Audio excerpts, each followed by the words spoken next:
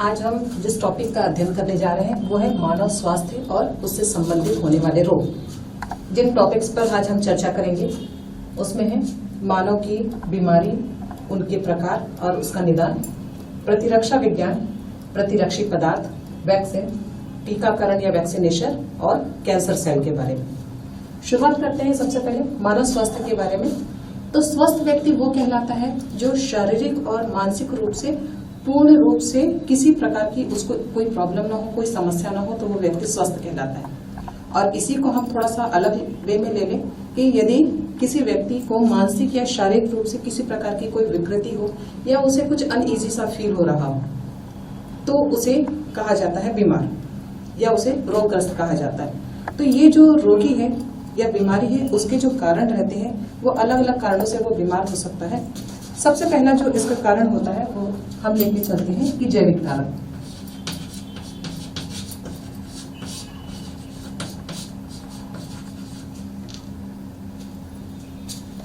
जैविक कारक का मतलब होता है कि किसी स्वस्थ व्यक्ति में किसी प्रकार के बाह्य कोई कारक यदि उस पर आक्रमण करते हैं तो उससे वो व्यक्ति संक्रमित हो जाता है और बीमार हो जाता है। तो इसका कारण किसी भी प्रकार की बैक्टीरिया या वायरस हो सकते हैं जिनके आक्रमण के फलस्वरूप व्यक्ति संक्रमित होता है और वो बीमार हो जाता है। दूसरा इसका जो बीमार होने का जो कारण है वो है रासायनिक कारक। रासायनिक कारक के अंतर्गत हमारे ही शरीर में उपस्थित यदि जो यूरिया है या फिर यूरिक एसिड यदि इनकी मात्रा बढ़ जाती है शरीर के अंदर तो व्यक्ति बीमार हो जाता है। इसके अलावा कुछ और भी पदार्थ हैं जैसे कैडमियम है, क्रोमियम है, आर्सेनिक है। इनके संपर्क में यदि व्यक्ति आता है, इनकी मात्रा यदि जरूरत से ज्यादा हो जाती है तो व्यक्ति बीमार होने लग जाता है। यांत्रिक कारक में यदि व्यक्ति दुर्घटनाग्रस्त हो जाता है, किसी भी प्रकार का उसका एक्सीडेंट हो जाता है, किसी भी प्रकार की उसको चोट लग जाती है तो वो बीमार होता है या बीमार रोगी कहलाता है दुर्घटना होने पर। इसके बाद अगला जो कारक है वो है भौतिक कारक। पदार्थों की कमी। कौन से पदार्थ? पोषक पदार्थ। पोषक पदार्थ की कमी होती है जैसे मान लो हमारे शरीर को कार्बोहाइड्रेट की जरूरत है। यदि कार्बोहाइड्रेट की मात्रा कम हो जाए बॉडी में, प्रोटीन की मात्रा कम हो जाए, यदि इन पदार्थों की इसके अलावा कुछ वसा की मात्रा है, कुछ खनिज लवण जो हमारे शरीर के लिए आवश्यक होते हैं, यदि इनकी कमी हो जाए तो व्यक्ति बीमार कहलाने लगता है। कुछ पदार्थों की यदि अधिकता हो जाती है, पदार्थों की अधिकता का अर्थ है कुछ पदार्थों की अधिकता मतलब जैसे हमारे शरीर में जो हार्मोन्स पाए जाते हैं, हार्मोन्स की अधिकता हो जाए, एंजाइम की अधिकता हो जाए तो ये जो है बीमारी का कारण बनते हैं। इसकी वजह से व्यक्ति रोगी होने लग जाता है। जैसे हार्मोन्स में थायरॉक्सिन हार्मोन की अधिकता हो गई तो व्यक्ति को कौन सा रोग हो जाएगा? थायराइड से ग्रसित हो जाएगा वो। तो इस प्रकार बहुत सारे ऐसे रोग हैं जो इनकी अधिकता से व्यक्ति है वो ग्रसित हो जाता है। तो इसका अध्ययन हम पूर्ण रूप से अभी करते हैं। इसके बाद है कि बीमारियों के, ये तो बीमारी के कारण हो गए। बीमारियों के कारण जो है वो अलग अलग हो सकते हैं और वही है बीमारियों के प्रकार। हम पहले देखते हैं बीमारियों के प्रकार दो प्रकार से होते हैं।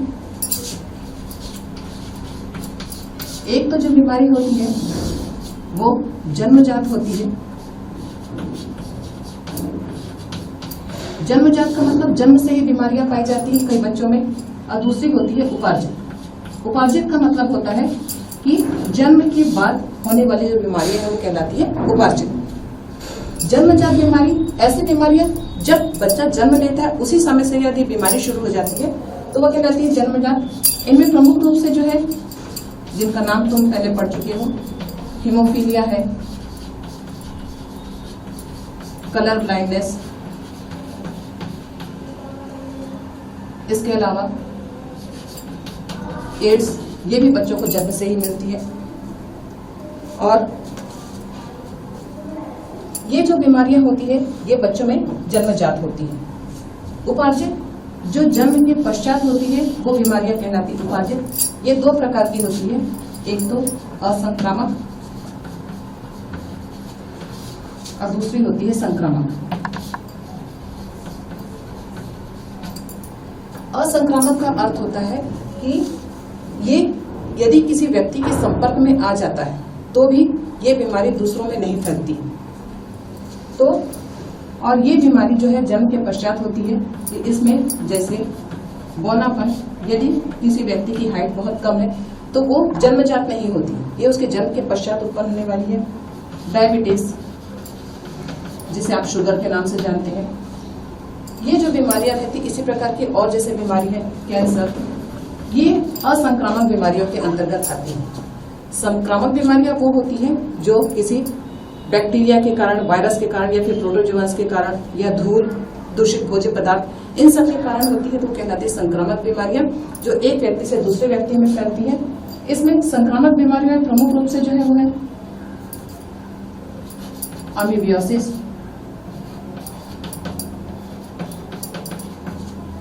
इसके अलावा मलेरिया, डेंगू, चिकनगुनिया, ये सब बीमारियां हैं, ये संक्रामक बीमारियां कहलाती है जो एक व्यक्ति से दूसरे व्यक्ति में तेजी से बढ़ते चली जाती है। अब इन्हीं बीमारियों को हम थोड़ा सा डिटेल में पढ़ लेते हैं। सबसे पहले संक्रामक बीमारी, संक्रमण जो होता है वो अलग अलग माध्यमों से होता है। तो सबसे पहले देखते हैं संक्रामक बीमारी का पहला प्रकार है जो है वो है वायरस से होने वाले, जिससे कहा जाता है वायरल डिजीज। वायरस से होने वाला जो भी संक्रमण है, विषाणुओं से होने वाला जो संक्रमण है वो कहलाएगा वायरल डिजीज या फिर विषाणु जनित बीमारियां। इसमें सबसे पहले जिसके बारे में आप जानते हैं वो है डेंगू फीवर।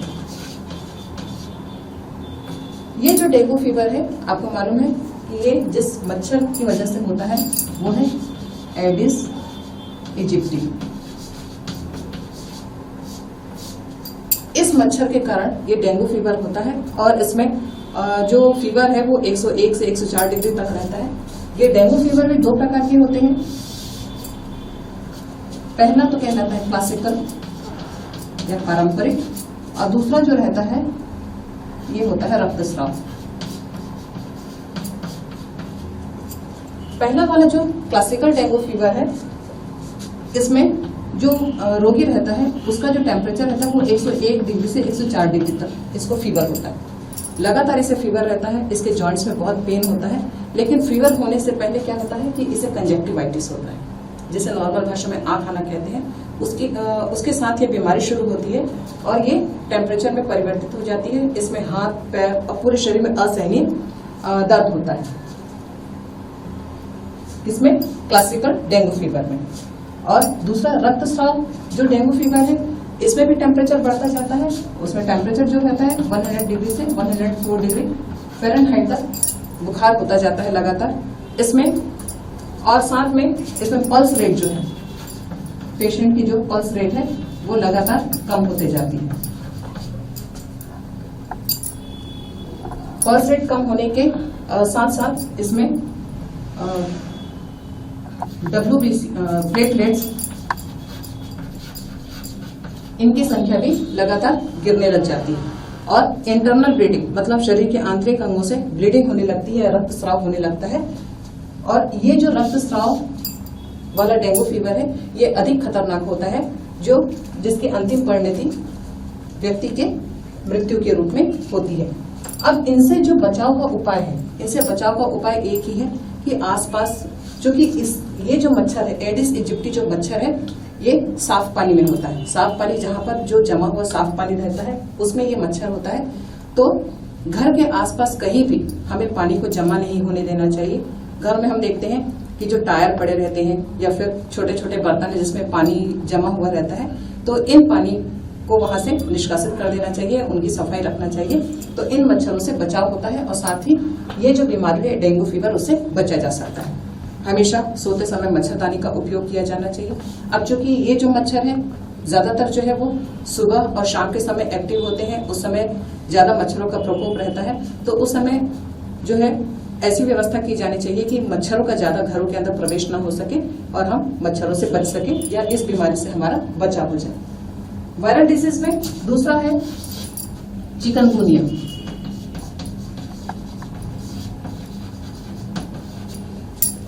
ये जो चिकनगुनिया डिजीज होती है, ये होती है एडिस एल्बोंटिक्स। एडिस एल्बोंटिक्स मच्छर की वजह से होती है। ये मच्छर भी दिन के समय सक्रिय रहते हैं और इसके काटने पर व्यक्ति जो संक्रमित होता है तो उसमें फीवर जो है उसका 100 से 103 डिग्री तक होता है। इसमें जो ग्रसित व्यक्ति है उसके शरीर पे छोटे छोटे फफोले आते हैं और उनसे मवाद निकलने लग जाता है। शरीर में बहुत अधिक कमजोरी महसूस होती है। चेहरा जो है फीवर की वजह से, बुखार की वजह से लाल होने लग जाता है और इसका जो संक्रमण काल रहता है वो लगभग 10 से 12 दिनों तक इसका संक्रमण काल रहता है। मतलब इस समय तक व्यक्ति बहुत अधिक बुखार की वजह से कमजोर हो चुका होता है। बुखार उतरने के कुछ दिनों पश्चात भी, 5 से 7 दिनों के पश्चात भी इसके पूरे शरीर में असहनीय दर्द रहता है, कमजोरी आती है, थकान महसूस होती है और आंखों के नीचे काले घेरे हो जाते हैं। इससे बचाव का भी एक ही उपाय है कि मच्छरों को पनपने न दिया जाए। मच्छरों से जितना अधिक बचाव हो सके उतना अधिक बचाव किया जाना चाहिए। अगला जो डिजीज है हम देखते हैं बैक्टीरियल डिजीज।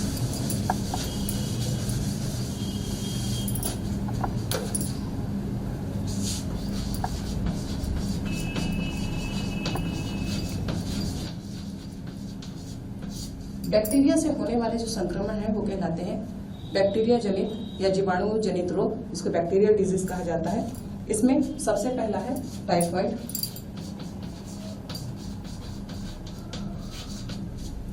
ये जो टाइफाइड रोग है ये होता है बैक्टीरिया साल्मोनेला टाइफी के द्वारा।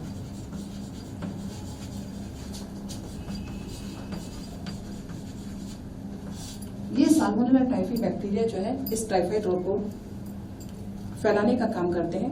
टाइफाइड रोग जो होता है वो मोस्टली जो गर्म प्रदेश रहते हैं, गर्म इलाके जो रहते हैं वहां पर ये बैक्टीरिया अधिक संक्रमित करते हैं।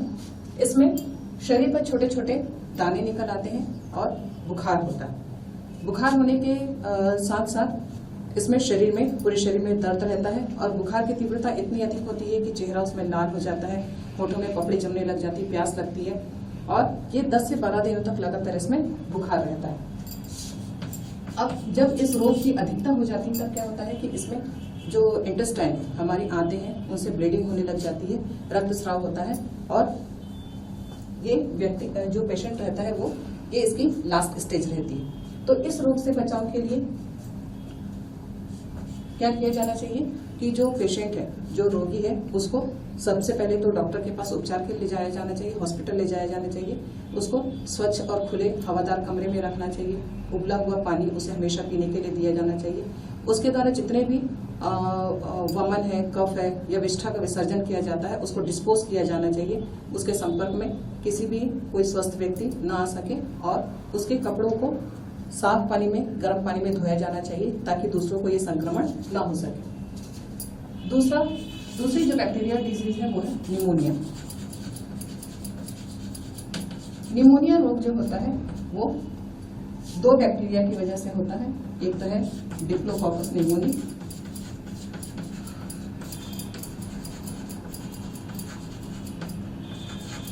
और दूसरा है स्ट्रेप्टोकोकस निमोनी।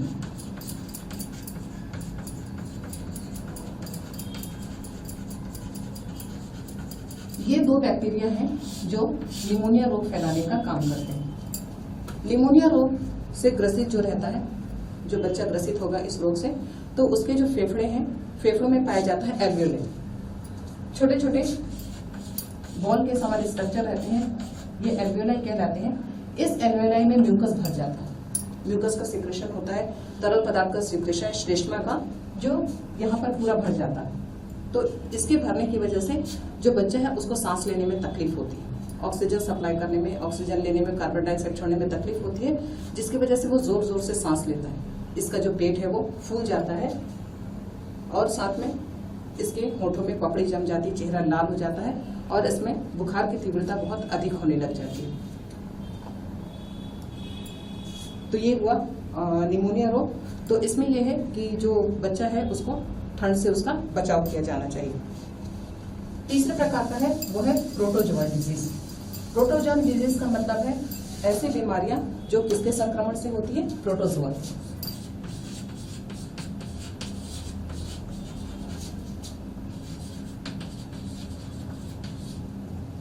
पहला है इसमें मलेरिया। मलेरिया के बारे में आप सभी ने सुना है। मलेरिया जो होता है जिस प्रोटोजोआ के द्वारा, वो है प्लाज्मोडियम वाइवेक्स।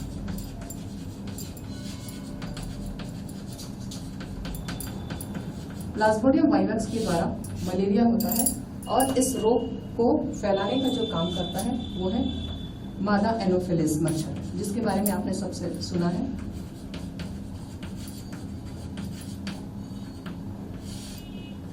ये मादा एनोफिलिस मच्छर है, इस प्लाज्मोडियम वाइवेक्स को एक स्थान से दूसरे स्थान पर ले जाने का काम करता है। मतलब व्यक्ति को संक्रमित करने के लिए जो कारक का काम है, जो वाहक का काम है, वो कौन कर रहा है, ये मच्छर। जब किसी विष्ठा पर, संक्रमित विष्ठा पर प्लाज्मोडियम वाइवेक्स रहते हैं, मच्छर उन पर जाके बैठता है और यहाँ से फिर जब किसी स्वस्थ व्यक्ति को, यदि किसी जो व्यक्ति है जिसको मलेरिया है, यदि फीमेल एनोफिलिस उसे काटता है तो उसके लार के साथ में ये प्लाज्मोडियम वाइवेक्स चले जाते हैं और जब ये किसी स्वस्थ व्यक्ति को काटता है तो ये प्लाज्मोडियम वाइवेक्स है उस स्वस्थ व्यक्ति में ट्रांसफर हो जाते हैं। इस प्रकार से एक स्थान से दूसरे स्थान पर ट्रांसफर होता है। ये जो रोग है मलेरिया रोग, मलेरिया रोग में भी बुखार होता है, लेकिन वो 1-2 दिन के अंतराल में फीवर आता है जो 100 डिग्री से 104 डिग्री फीवर तक बुखार लगातार बढ़ता चला जाता है। शाम के समय बुखार जो है वो उतर जाता है और उसके बाद फिर से वो बुखार वापस आ जाता है। इस बुखार में, मलेरिया में पीठ दर्द और सिर दर्द बहुत अधिक होता है और चेहरा है, इसमें बुखार की वजह से चेहरा है वो लाल हो जाता है।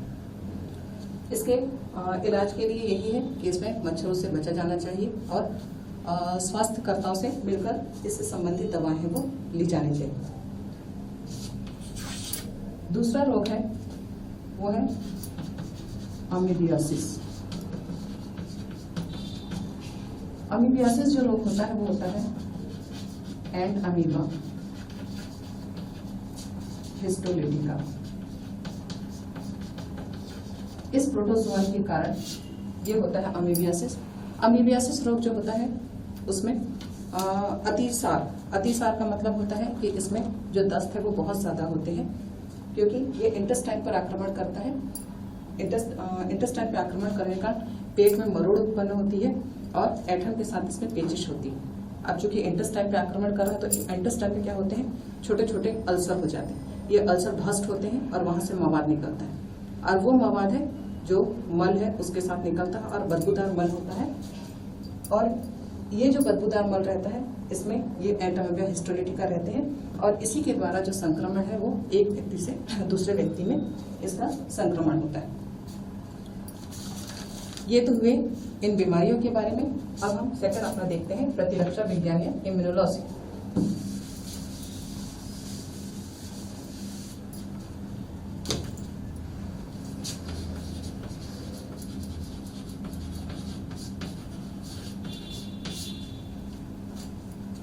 इम्यूनोलॉजी का इम्यून का अर्थ होता है प्रतिरक्षा। प्रतिरक्षा मतलब कि हमारे शरीर में मान लो किसी प्रकार के कोई रोगाणु या जीवाणु ने आक्रमण किए तो हमारे शरीर में ये क्षमता पाई जाती है कि उसमें प्रतिरक्षा अपने आप ही स्वतः ही उत्पन्न हो जाती है और ये जो है प्रतिरक्षा तंत्र कहलाता है। स्वतः ही रक्षा करना ये कहलाएगा प्रतिरक्षा तंत्र। इसकी इम्यूनोलॉजी प्रतिरक्षा की जितना भी अध्ययन किया जाता है प्रतिरक्षा से संबंधित तो वो कहलाता है इम्यूनोलॉजी। और इम्यूनोलॉजी की आधारशिला जो रखी थी वो वैज्ञानिक थे एडवर्ड जेनर।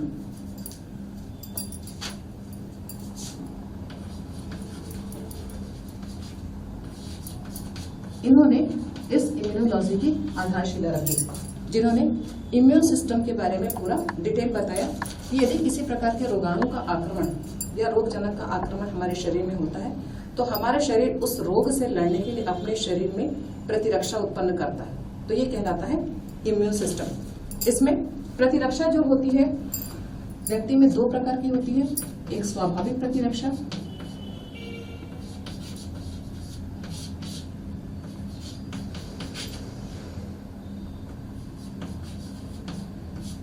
और दूसरी होती है उपार्जित प्रतिरक्षा।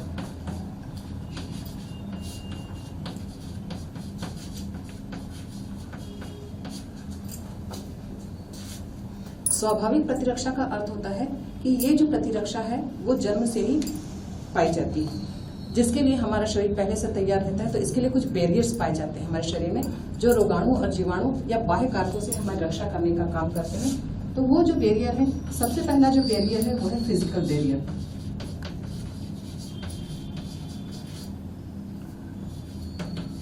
फिजिकल बैरियर का मतलब होता है कि हमारे शरीर में सबसे ऊपर जो हमारी त्वचा पाई जाती है, तो हमारी उसमें त्वचा है जो एक बैरियर का काम करती है। इसके अलावा हमारे शरीर में जो छोटे छोटे रोम पाए जाते हैं हमारे शरीर के ऊपर, हमारे नाक में या हमारे कान के अंदर, तो ये बैक्टीरिया और वायरस के संक्रमण को रोकने का काम करते हैं। तो फिजिकल बैरियर में आ जाएगा हमारी स्किन और जो हमारे छोटे छोटे हेयर्स पाए जाते हैं वो।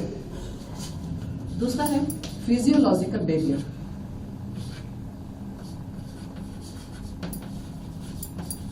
फिजियोलॉजिकल बैरियर मतलब होता है कि ऐसे बैरियर जो हमारे शरीर की कुछ क्रियाओं के बाद में उत्पन्न होते हैं, कुछ उत्पन्न होते हैं। तो इसमें जैसे हमारे लार है, आंसू है, या आमाशय में उत्पन्न होने वाला अम्ल है, तो ये सब जो है ये फिजियोलॉजिकल बैरियर कहलाते हैं, जिसमें सलाइवा या लार, हमारे आंसू और हमारे आंतों में उत्पन्न होने वाला अम्ल, तो ये जो सब है बैक्टीरिया को मारने का काम करते हैं। तीसरे प्रकार का बैरियर है जो हमारी प्रतिरक्षा करने का काम करता है, वो है सेलुलर। सेलुलर या कोशिकीय बैरियर कहलाता है ये। कोशिकीय बैरियर में मतलब जो हमारी कोशिकाओं से उत्पन्न होता है, तो इसमें मुख्य रूप से WBC के द्वारा उत्पन्न या श्वेत रक्त कणिकाओं के द्वारा उत्पन्न होता है लिम्फोसाइट। ये सबसे बड़ा बैरियर है जो हमारे शरीर में प्रतिरक्षा को उत्पन्न करता है। उपार्जित प्रतिरक्षा। उपार्जित प्रतिरक्षा मतलब होता है कि जो ऐसी प्रतिरक्षा जो किसी बाह्य कारकों के द्वारा उत्पन्न की जाती है, जो हमारे द्वारा अर्जित की जाती है, वो कहलाती है उपार्जित प्रतिरक्षा। ये दो प्रकार की होती है, एक तो सक्रिय और दूसरा होती है निष्क्रिय।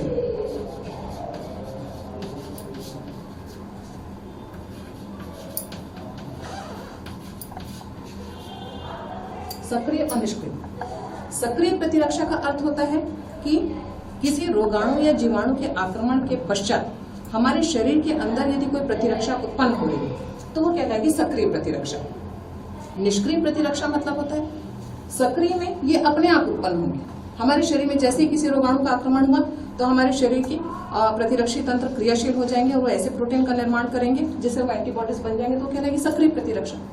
निष्क्रिय प्रतिरक्षा मतलब होता है कि यदि कोई किसी प्रकार का ऐसा पदार्थ हमारे शरीर के अंदर डाला जाए जो हमारे शरीर में एंटीबॉडीज बनाने के लिए उसको उत्प्रेरित करे, बाहर से यदि किसी को डाला जाए तो वो कहलाती है निष्क्रिय प्रतिरक्षा, जिसे हम वैक्सीन के रूप में उपयोग में लाते हैं। तो ये इतने हुए स्वाभाविक प्रतिरक्षा और उपार्जित प्रतिरक्षा में। इसके बाद हम देखते हैं कि जो मनुष्य का जो प्रतिरक्षी तंत्र है वो दो घटकों से मिलकर बना है।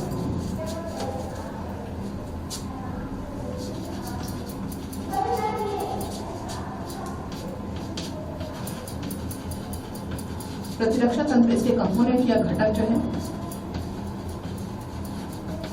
दो घटकों से मिलकर बना रहता है। एक तो है ह्यूमरल इम्यून सिस्टम,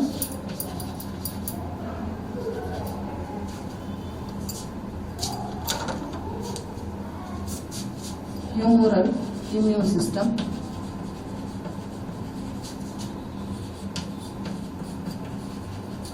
और दूसरा होता है cell mediated immune system.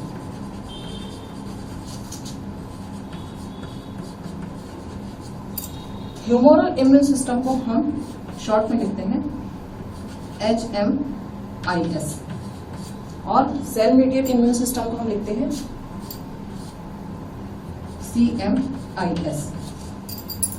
Humoral का मतलब होता है कि रक्तस्राव प्रतिरक्षा तंत्र। रक्तस्राव मतलब कि हमारे शरीर में जो रक्त वाहिकाएं पाई जा रही है और साथ में जो लिम्फ ग्लैंड्स पाई जा रही है, लिम्फ नोड्स पाए जा रहे हैं, उसमें जो सिस्टम पाया जाता है जो प्रतिरक्षा तंत्र का काम करता है वो कहलाता है humoral immune system. Cell mediated immune system, ये ह्यूमरल इम्यून सिस्टम है हमारी पूरी बॉडी में काम करेगा। जितने भी जगह में हमारी रक्त कोशिकाएं पाई जाती है, मतलब पूरे शरीर में रक्त कोशिकाएं पाई जाती है, तो ये ह्यूमरल इम्यून सिस्टम पूरे शरीर में काम करता है, वहाँ प्रतिरक्षा तंत्र का निर्माण करता है। लेकिन सेल मीडिएट इम्यून सिस्टम जो है ये केवल कुछ स्पेशल कोशिकाओं के लिए होता है जहाँ पे ये काम करता है। तो ये स्पेशल कोशिकाएं जो रहती है ये काम करता है कैंसर सेल के विरुद्ध। जैसे कैंसर सेल का आक्रमण होता है तो ये cell mediated immune system active हो जाता है और उनको मारने का काम करता है एक बहुत सीमा तक। पूरी तरीके से नहीं मार पाता, लेकिन ये कोशिश करता है कि इस सेल को यहाँ से समाप्त कर दे।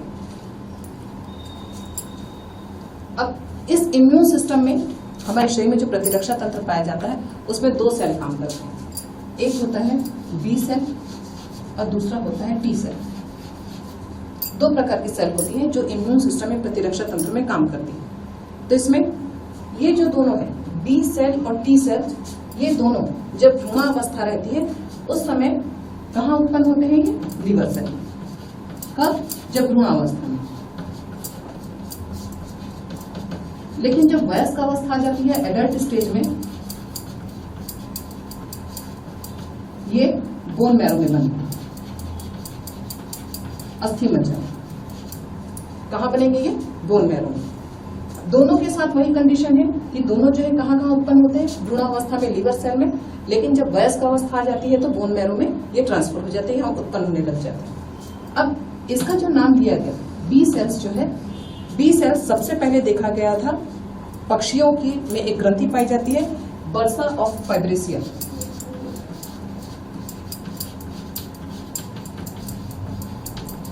बर्सा ऑफ फाइब्रेसिया ये पाई जाती है पक्षियों में एक ग्रंथि। तो इस नाम के आधार पर इसको कहा जाता है बी सेल। ये जो बी सेल्स है ये लिम्फोसाइट कोशिकाओं में पाए जाएंगे।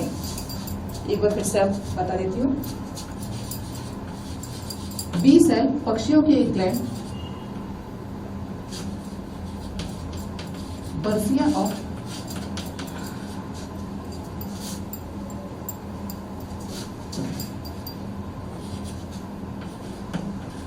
फाइब्रेसिया, ये पक्षियों में पाई जाती है ग्लैंड।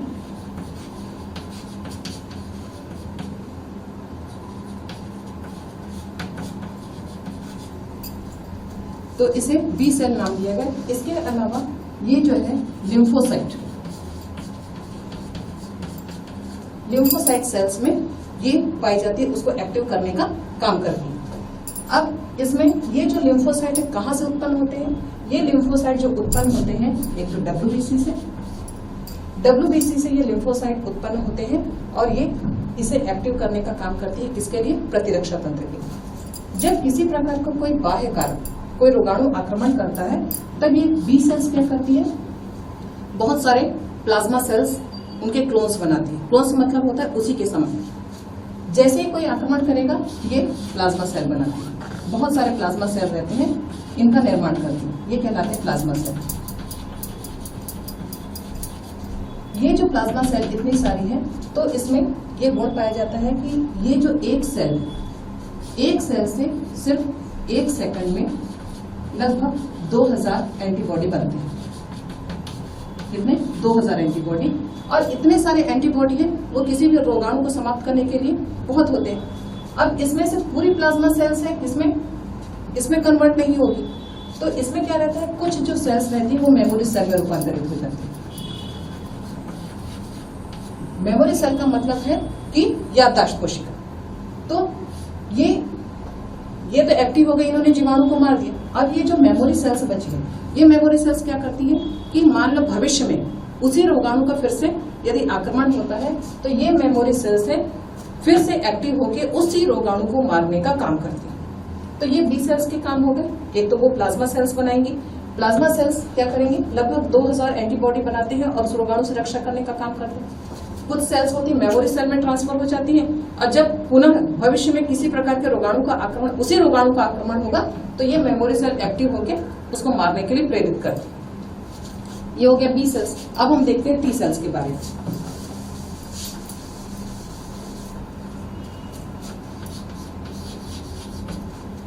टी सेल्स जो रहती है, ये टी सेल्स, इनकी भी उत्पत्ति होती है बोन मैरो में, लेकिन ये ट्रांसफर हो जाती है थाइमस में।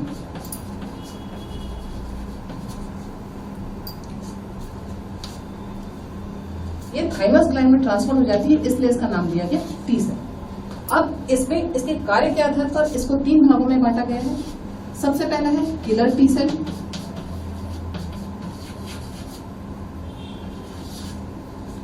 दूसरा है इसमें हेल्पर टी सेल,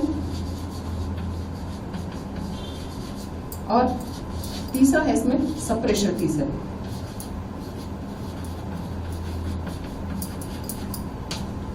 ये जो किलर टी सेल्स हैं, ये क्या काम करती हैं? पर्टिकुलर जिस अंग में किसी रोगाणु का आक्रमण हुआ है उस भाग में जाकर उसे मारने का काम करती है। जिस भी भाग पर आक्रमण हो उस वहां पर जाती है और उसको मारने का काम करती है। हेल्पर टी सेल, हेल्पर मतलब होता है हेल्प करने वाला। ये बी सेल्स को लिम्फोसाइट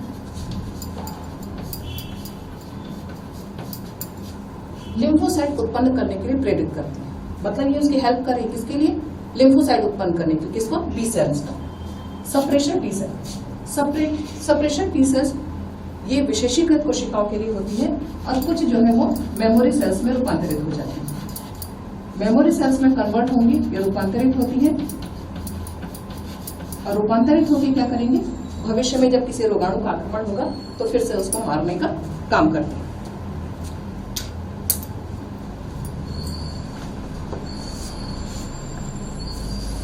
अब हम नेक्स्ट हमको देखना है एंटीबॉडीज के बारे में।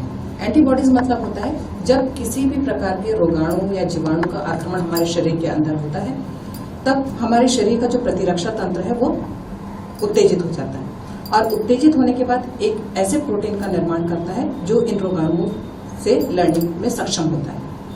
तो ये जो बाह्य कारक आते हैं उसको कहा जाता है एंटीजन,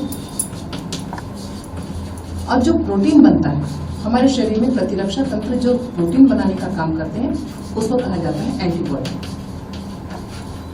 ये एंटीबॉडी इतना सक्षम होता है कि वो उससे संबंधित जो जीवाणु और रोगाणु है उनको मार सकता है। तो अब ये जो एंटीबॉडी जो रहते हैं, ये इसका स्ट्रक्चर जो रहता है वो वाई शेप का रहता है। वाई शेप में ये एंटीबॉडी इस शेप के रहते हैं, जो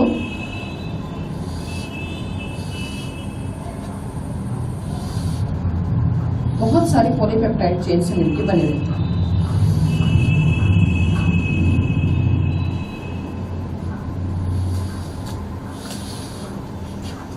ये इनका कुछ इस प्रकार का शेप रहता है,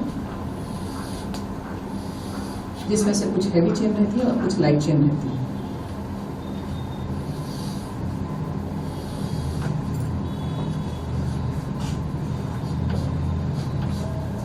ये जो रहती है इसमें हैवी चेन, और ये होती है लाइट चेन।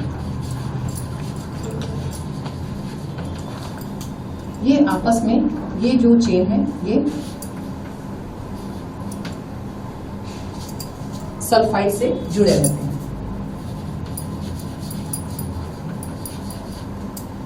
इसमें बीच में सल्फाइड रहता है जिससे आपस में जुड़े हुए रहते हैं, और यहां से ये एंटीजन बॉन्डिंग बनाता है।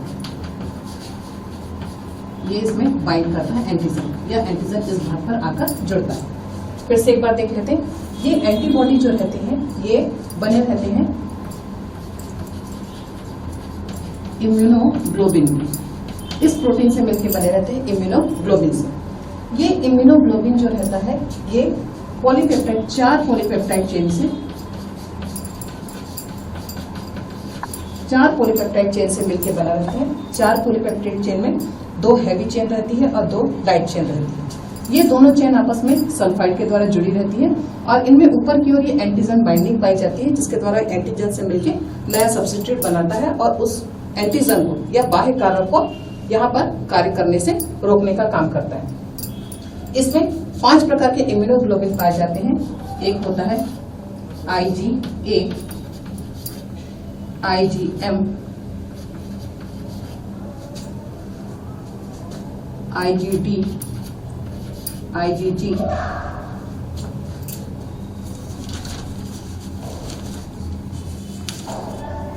और एक होता है IgE।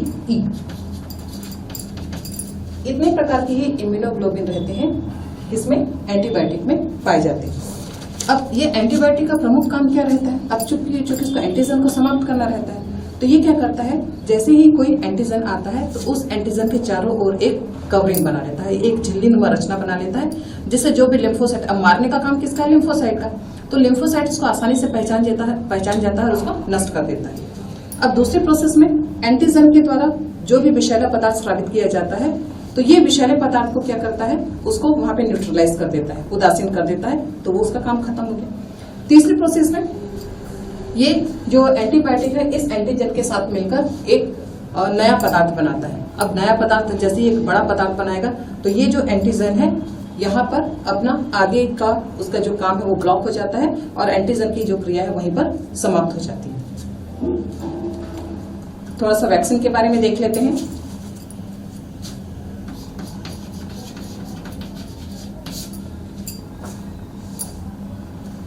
हम दिन भर की क्रियाओं में हमारा सामना इतने सारे रोगाणु और जीवाणु से होता है कि हमारा शरीर उन सभी रोगाणु और जीवाणु से नहीं लड़ सकता, सभी इतना ज्यादा अटैक होता है। तो इसके लिए क्या किया जाता है, जिनका सामना वो नहीं कर सकते तो उसके लिए कुछ अलग से पदार्थ है वो शरीर के अंदर डाले जाते हैं। तो जिन जीवाणुओं से ये आक्रमण होता है या जिन जीवाणुओं के द्वारा ये उत्पत्ति होती है, तो इसके द्वारा उसमें क्या किया, जिन जीवाणुओं का आक्रमण होता है उसी जीवाणु के कम निष्क्रिय रूप को या अक्रिय रूप को शरीर के अंदर ट्रांसफर किया जाता है। शरीर के अंदर ट्रांसफर किया जाता है तो शरीर के जो प्रतिरक्षा तंत्र है उस एंटीबॉडी का निर्माण करते हैं या एक एंटीबॉडी का निर्माण करते हैं और ये कहलाता है वैक्सीन। तो वैक्सीन की जो खोज की थी सर्वप्रथम की थी एडवर्ड जेनर ने।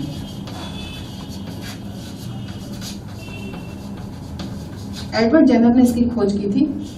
एडवर्ड जेनर को इसलिए वैक्सीन का पितामह कहा जाता है क्योंकि इन्होंने सबसे पहले खोज की थी। और खोज का तरीका था कि पहले एक रोग होता था स्मॉल पॉक्स में शरीर में छोटे छोटे दाने हो जाते थे और ये संक्रामक रोग इतना अधिक फैलता था कि पूरे के पूरे जो गांव है वहां के लोग समूह समाप्त हो जाते थे। तो अब इसका इलाज उन्होंने ढूंढा। तो उसके लिए क्या किया उन्होंने, पहले देखा कि ये रोग सभी को तो हो रहा था, लेकिन जो चरवाहे थे, जो गाय चराने का काम करते थे, उनको ये रोग नहीं होता था। अब उन्होंने क्या किया, उनमें टेस्ट किया तो उनमें एक काउ पॉक्स जो था वो वायरस पाया गया, किसमें, चरवाहों में, और उसकी वजह से इनमें ये रोग नहीं हो रहा था। तो उन्होंने क्या किया, इसी से संबंधित चिकन पॉक्स के जो दाने थे उसका सीरम निकाला इंजेक्शन के द्वारा और एक चिकन पॉक्स से जो एक स्वस्थ व्यक्ति में उसको प्रवेश कराया। तो क्या हुआ कि उसको व्यक्ति को चिकन पॉक्स नहीं हुआ या तो इससे और यहीं से वैक्सीन की शुरुआत हुई। इसके बाद दूसरे वैज्ञानिक हुए, वो थे एडवर्ड जेनर के बाद एक लुईस पास्चर।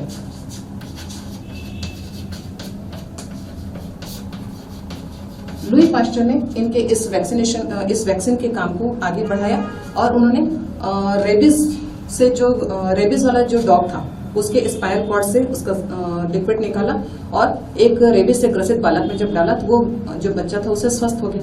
और इसी प्रकार ये वैक्सीन का काम आगे बढ़ता चला गया।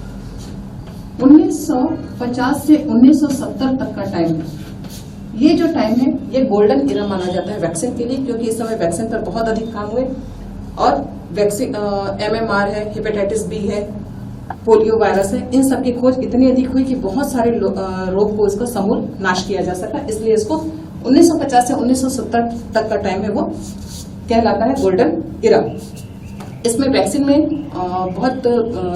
इस टेक्निक में क्या किया जाता है, वैक्सीन में जो जिस रोगाणु का आक्रमण होना रहता है, जो रोगजनक रहता है, उससे रोगजनक को या तो जीवित रूप में या निष्क्रिय रूप में, कम निष्क्रिय रूप में उससे स्वस्थ व्यक्ति के अंदर इंजेक्ट किया जाता है।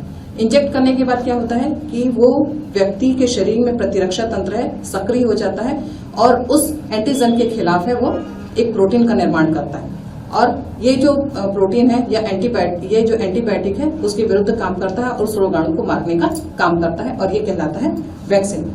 वैक्सीन के जो गुण हैं, एक तो सस्ता और सुलभ होना चाहिए, सभी को आसानी से उपलब्ध होना चाहिए, इसमें ज्यादा महंगा नहीं होना चाहिए और ये हमारे प्रतिरक्षा तंत्र को है नुकसान नहीं पहुंचाना चाहिए। इसके अलावा इसमें पूरे शरीर की जो है सुरक्षा एक साथ की जानी चाहिए। तो ये हुए एक आदर्श वैक्सीन के जो गुण हैं। इसमें वैक्सीन के कुछ प्रकार हैं।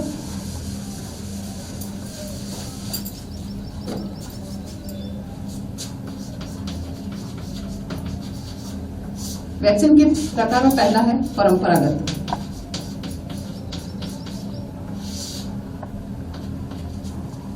परंपरागत वैक्सीन, इसमें दो है, एक तो जीवित और दूसरा निष्क्रिय।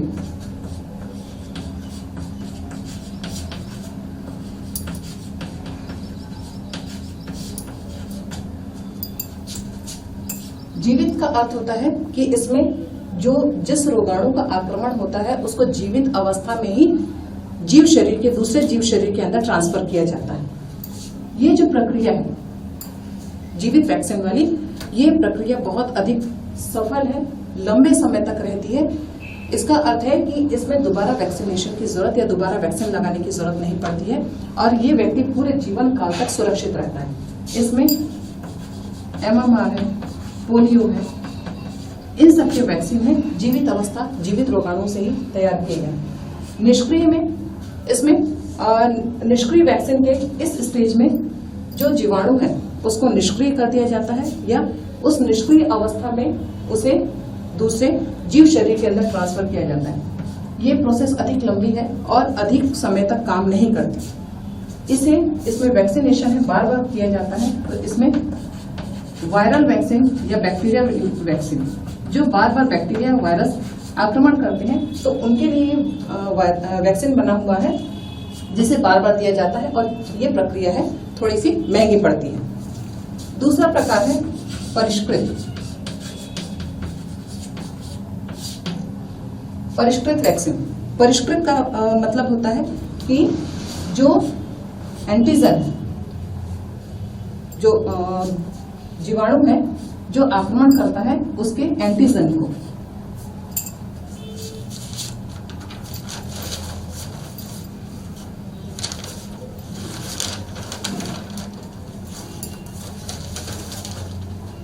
इसमें पूरे एंटीजन को ही,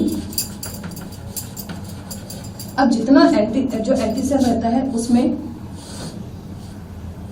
पूरे में ये क्षमता नहीं पाई जाती है कि इसमें एंटीबॉडी बनाने की क्षमता हो, या पूरे में ये गुण नहीं पाया जाता।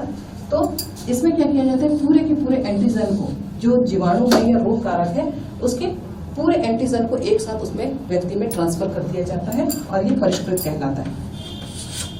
तीसरा प्रकार जो है इसमें वो है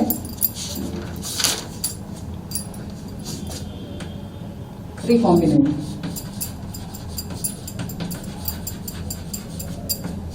पुनर्योजक कहा जाता है इसमें। ये दो प्रकार के होते हैं, एक तो पॉलीपेप्टाइड और दूसरा होता है डीएनए। पॉलीपेप्टाइड में एंटीजन के केवल एक छोटे से हिस्से को ट्रांसफर किया जाता है वैक्सीन के रूप में, और डीएनए में केवल जो रोग कारक रहता है उसका केवल एक डीएनए को वैक्सीन के रूप में ट्रांसफर किया जाता है और जिससे व्यक्ति को या जीव शरीर को पूर्ण रूप से सुरक्षा मिल जाती है। तो इस प्रकार आज हमने वैक्सीन तक का अध्ययन किए और इसके बाद अगला जो है टीकाकरण, कैंसर और व्यसन से संबंधित जो जानकारी हम अगली वीडियो में देख सकेंगे। इससे संबंधित जो क्वेश्चन आते हैं इसमें आपको वैक्सीन के बारे में डिटेल क्वेश्चन पूछ सकता है और जीवाणुओं, जो बैक्टीरियल डिजीज है या वायरल डिजीज है, उससे संबंधित होने वाली बीमारी किस बैक्टीरिया के कारण या किस वायरस के कारण ये बीमारियां होती है, और साथ ही जो हमने इम्यून सिस्टम का पढ़े, प्रतिरक्षा तंत्र के बारे में हमने पढ़े। तो प्रतिरक्षा तंत्र किस प्रकार से काम करता है, बी सेल्स और टी सेल्स क्या होती है, इससे संबंधित क्वेश्चन है एग्जाम